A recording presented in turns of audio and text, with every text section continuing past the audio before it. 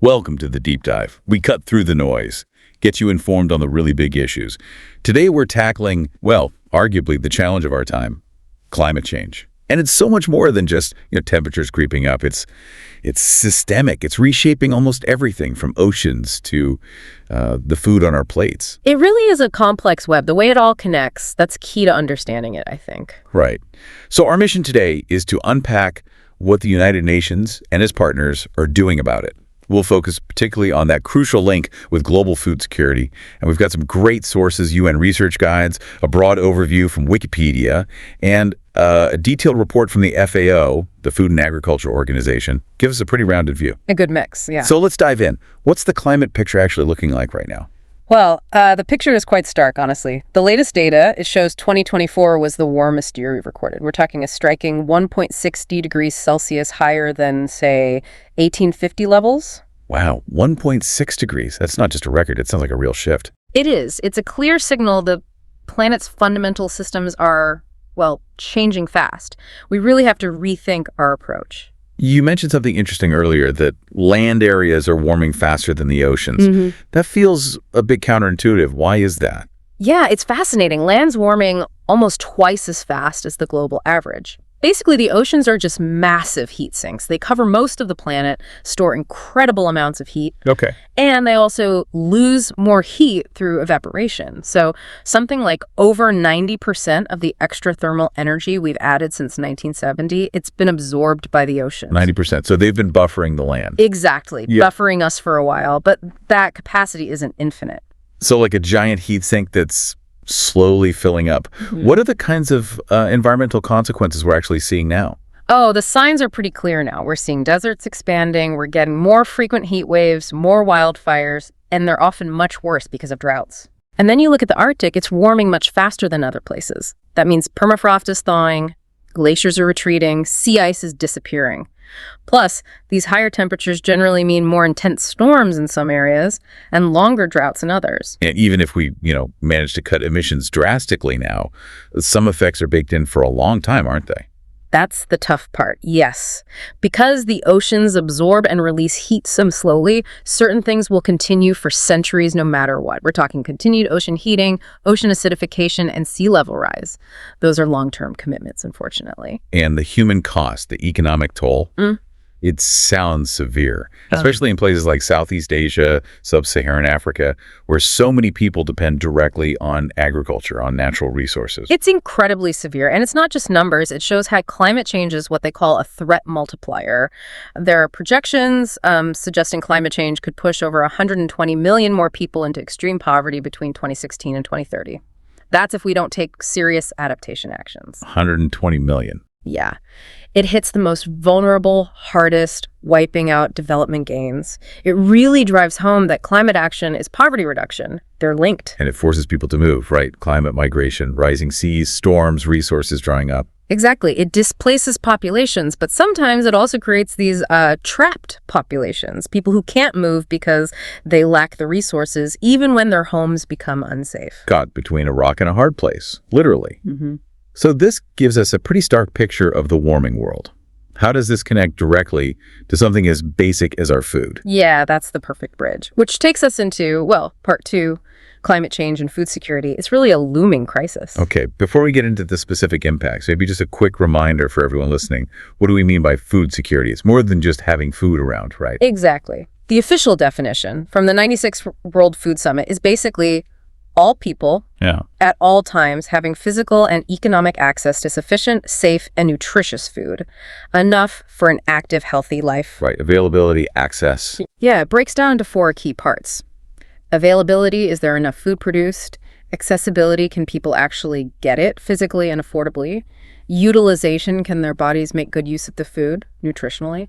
And stability are those first three, consistent over time. Stability seems crucial. Without stability, having enough food one month doesn't mean much if there's a famine the next. Okay, so here's something jarring from the reports. As of 2015, even though we technically produced enough food globally, nearly 800 million people were chronically undernourished, and over 800 million lived in extreme poverty.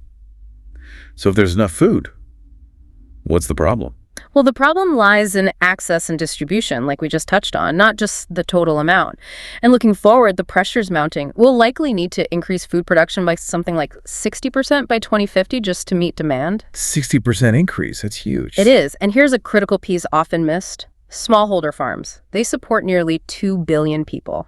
They produce around 80% of the food in Asia and sub-Saharan Africa. Wow, 80%.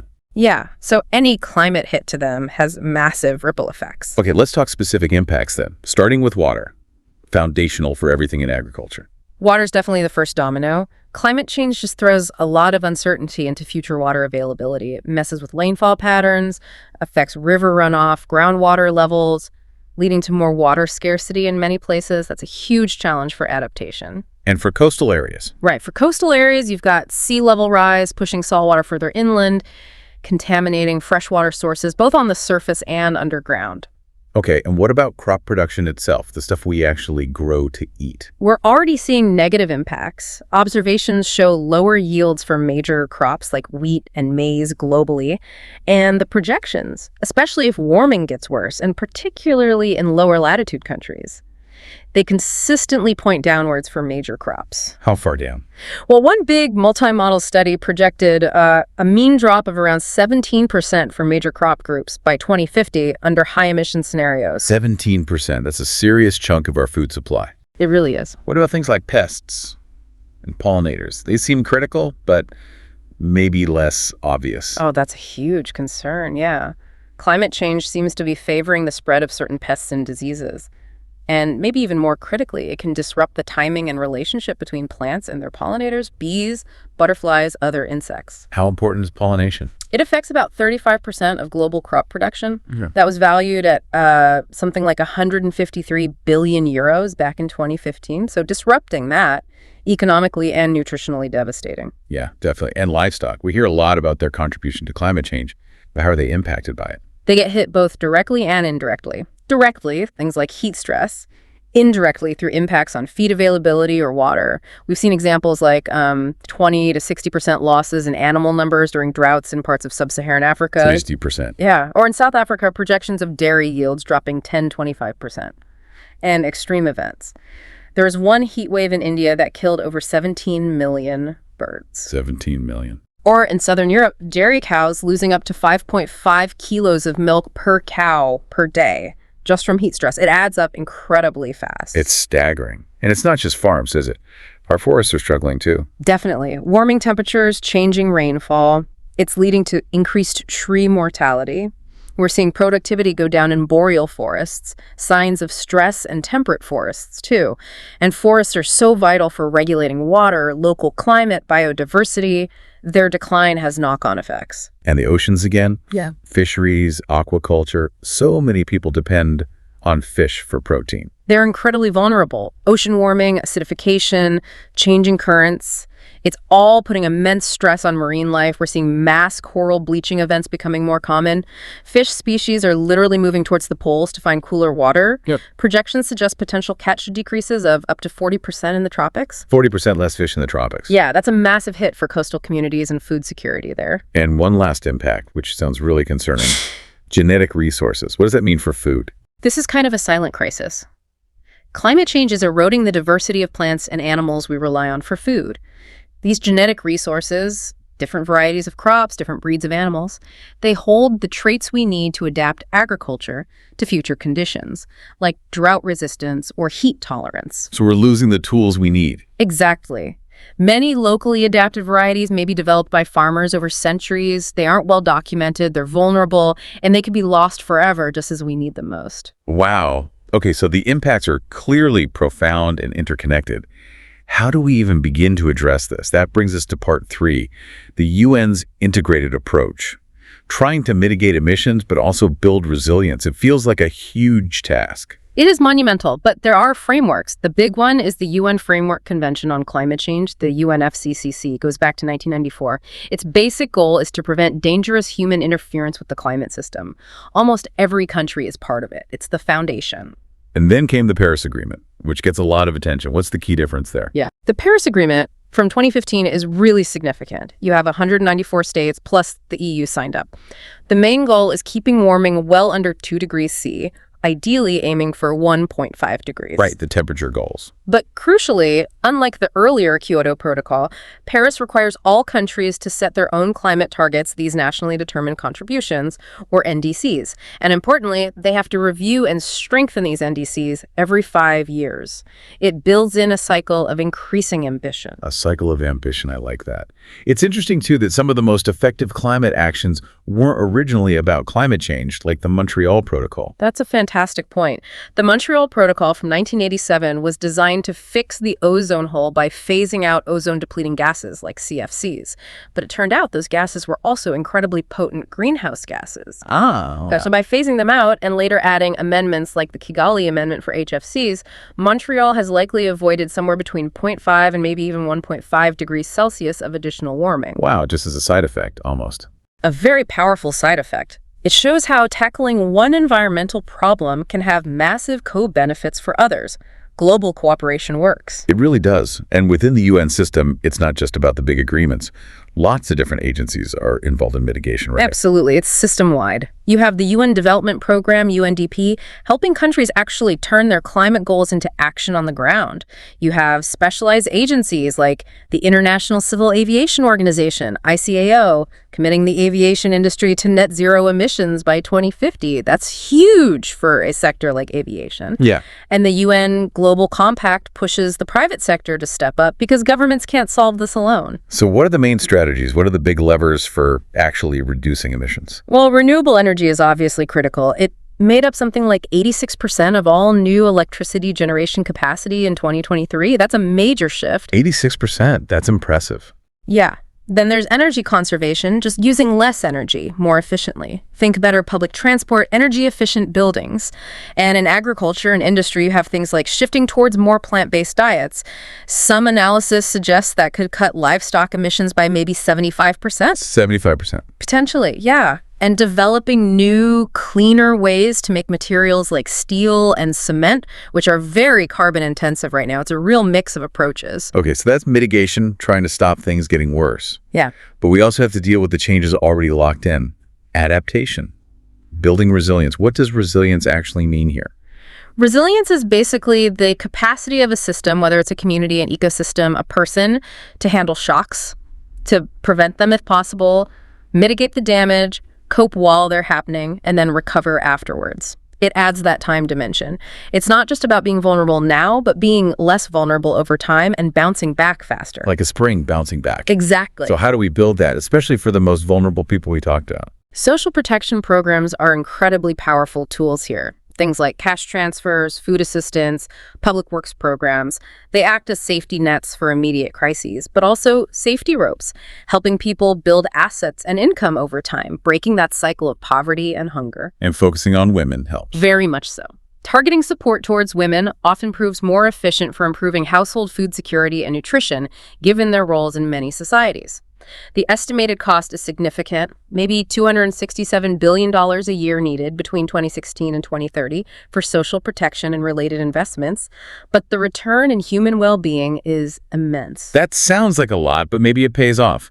Like disaster risk reduction, DRR. I remember hearing a striking statistic about that. You're right. It's a similar principle. DRR is about shifting from just reacting to disasters after they happen to proactively managing the risks before they happen. And the statistic is compelling. For every $1 invested in DRR, things like early warning systems, stronger infrastructure, better land use planning, you get back between $2 and $4 in avoided disaster losses. $2 to $4 back for every dollar spent. Yeah. It's just smart economics. Besides saving lives and livelihoods, investing up front pays off. Okay, let's bring it back to agriculture specifically.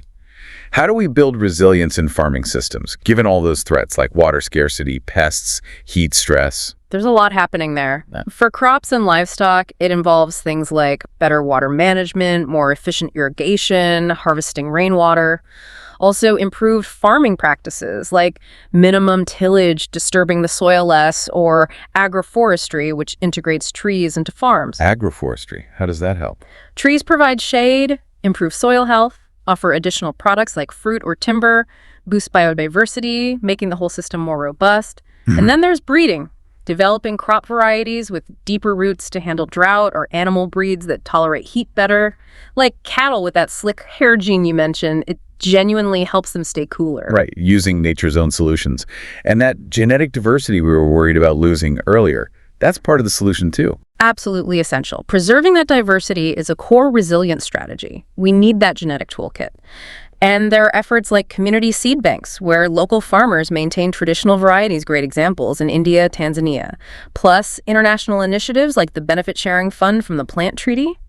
It's supported work identifying hundreds of crop samples with strong resistance to climate stresses, even pinpointing specific genes useful for breeding. Finding the needles in the haystack. Kind of, yeah. Making sure we don't lose those valuable traits. And you mentioned landscape-level approaches too. What does that look like?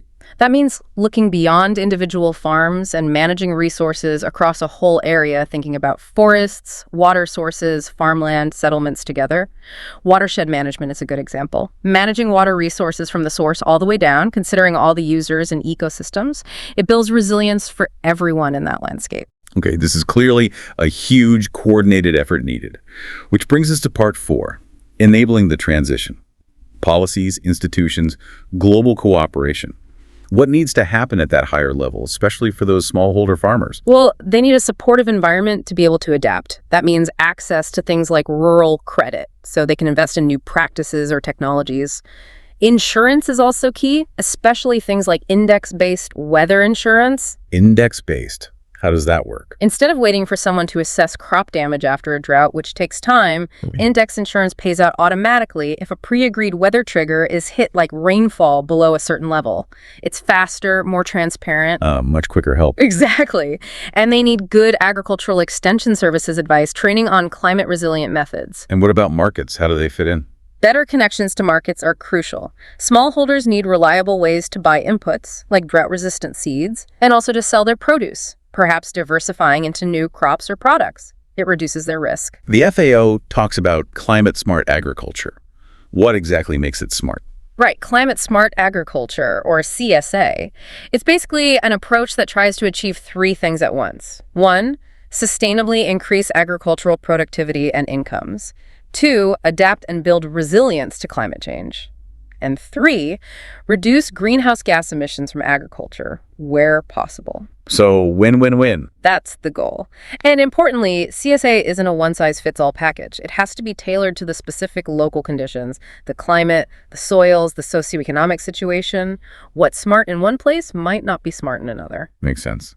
What about bigger picture stuff like global trade? Can that help or hinder food security in a changing climate? It can potentially play a stabilizing role. If one region has a bad harvest due to climate impacts, trade allows food to flow in from regions that had a better year, helping to buffer price spikes and ensure supply. But trade can be volatile too. It can. That's why transparency is important. There's something called the Agricultural Market Information System, AMIS. It was set up by G20 ministers to improve information sharing on global grain markets covering maize, wheat, rice, soybeans, about 85% of world use. The idea is more transparency helps prevent panic buying or excessive speculation. Okay, better information helps stabilize things. And finally, what about risks that don't respect borders? Pests, diseases.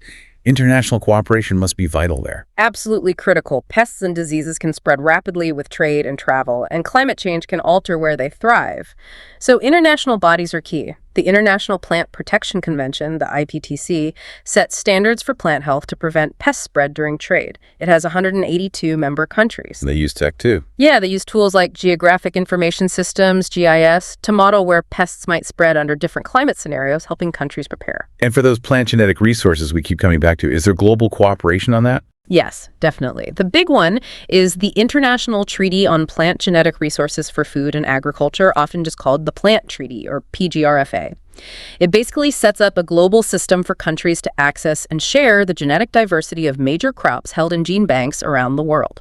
So countries can get access to seeds they might need. Exactly. And its Benefit Sharing Fund, which gets funding partly from users of this genetic material, invests that money back into projects in developing countries, specifically helping farmers manage crop diversity and develop climate-adapted varieties. It closes the loop. Wow. Okay. We have covered a lot of ground today. from the truly immense scale of the climate challenge and how deeply it's tangled up with food security to the, well, equally immense and coordinated efforts by the UN and partners to tackle it. Hopefully, this deep dive has given you, our listener, a real shortcut to understanding these complex issues, maybe offer some surprising facts and insights beyond the usual headlines. It really highlights the scale, doesn't it? The challenges are daunting, no doubt. But so are the efforts underway. From global treaties down to specific farming techniques and genetic research, it shows what's possible with collaboration. Absolutely. So as you reflect on all these mechanisms, these global efforts, the countless people working on adaptation mitigation, here's a thought to leave you with. What new collaborations, what innovations maybe haven't we thought of yet? What might be out there waiting to be discovered that could really accelerate our journey to a more resilient and food-secure future for everyone? Something to chew on until our next deep dive.